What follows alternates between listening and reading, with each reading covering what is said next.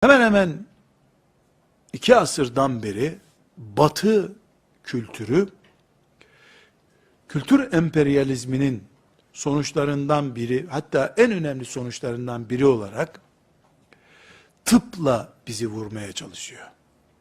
Tıbbın aslını Razi'den, İbn Sina'dan aldılar.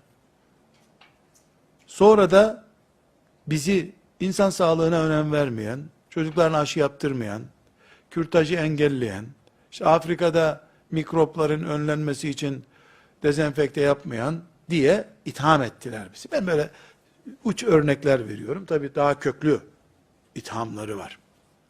Kısacası biz en az 150 seneden beri doktorluk mesleği ve tıp adamlarıyla vuruluyoruz. Ümmet olarak.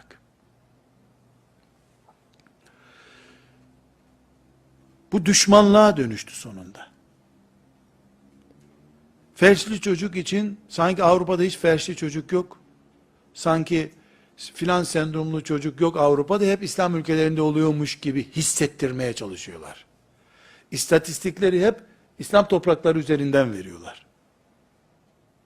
İşte Avrupa'da 2 ay staj görürse o doktorun muayenesi işe yarar. Hissettirmek istiyorlar. En az 150 senedir. Bu cepheden bizi vuruyorlar. Kur'an bize ne emrediyor? Gücünüz yettiği kadar güçlenin, silahlanın diyor.